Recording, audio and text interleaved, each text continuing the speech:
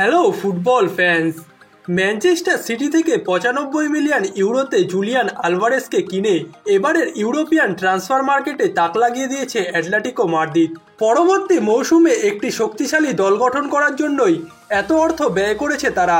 এরই মধ্যে Julian Alvarez তার হলিডে শেষ করে মাদ্রিদে পৌঁছেছেন, যেখানে আজই তার মেডিকেল টেস্ট সম্পন্ন হয়েছে এবং মাদ্রিদের ক্লাবটির সঙ্গে ৫ বছরের কন্ট্রাক্টে আজই সাইন করেছেন জুলিয়ান আলভারেজ, যার দ্বারা ২০২৯ সালে জুন মাস পর্যন্ত স্প্যানিশ এই ক্লাবটির হয়ে খেলতে দেখা যাবে আর্জেন্টাইন এই ফরোয়ার্ডকে।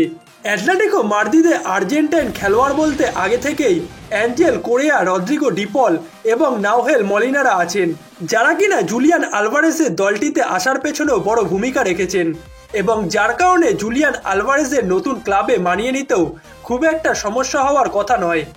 এছাড়া ডিয়াগো সিমিওনের পছন্দের খেলোয়াড় হচ্ছেন জুলিয়ান আলভারেজ, যার ফলে পরবর্তী মৌসুমে অ্যাটলেটিকো মাদ্রিদের শুরুর একাদশে মূল স্ট্রাইকার হিসেবে খেলবেন আলভারেজ এবং নিঃসন্দেহে গেল মৌসুমের থেকে এই মৌসুমে তাকে বেশি সময় মাঠে দেখা যাবে। ডিয়াগো সিমিওনে যেহেতু ডিফেন্সিভ মাইন্ডসেটে দলকে খেলাতে পছন্দ করেন, তাই মূলত ৩-৫-২ ফরমেশনটাই তিনি বেশিরভাগ সময় ব্যবহার করে থাকেন। এছাড়া জুলিয়ান আলভারেজ যেহেতু পেপ গার্দিওলার অধীনেও হাই প্রেসিং ফুটবল খেলে এসেছেন, তাই অ্যাটলেটিকো মাদ্রিদে তার প্লেয়িং স্টাইলের দিক দিয়ে মানিয়ে নিতে খুব একটা সমস্যা হওয়ার কথা নয়, যার কারণে মূলত আলভারেজ পিএসজির মোটা অঙ্কের বেতনের প্রস্তাব দেওয়ার পরও অ্যাটলেটিকো মাদ্রিদকে বেছে নিয়েছেন। তবে শুধু দলটিকে শক্তিশালী করে তুলতে জুলিয়ান আলভারেজকেই নয়, অ্যাটলেটিকো মাদ্রিদ নতুন মৌসুম শুরু হওয়ার আগেই একাধিক ট্রান্সফার করেছে। জুলিয়ান আলভারেজের পাশাপাশি তারা ফরওয়ার্ড লাইনের জন্য ভিলারিয়াল থেকে আলেকজান্ডার সল্লটকেও দলে টেনেছে। এছাড়া ইংলিশ মিডফিল্ডার কনর গালাগেরকে চেলসি থেকে দলে নিয়েছে অ্যাটলেটিকো মাদ্রিদ। তার পাশাপাশি সদ্য ইউরোজয়ী ডিফেন্ডার রবিন লে নরমাটকেও রিয়াল সোসিয়েদাদ থেকে দলে নিয়েছে অ্যাটলেটিকো মাদ্রিদ, যার দ্বারা তারা পরবর্তী মৌসুমে লা লিগা এবং প্রতিটা কম্পিটিশনে বড় ক্লাবগুলোর সাথে লড়াই করার জন্য একটি শক্তিশালী দল গঠন করেছে।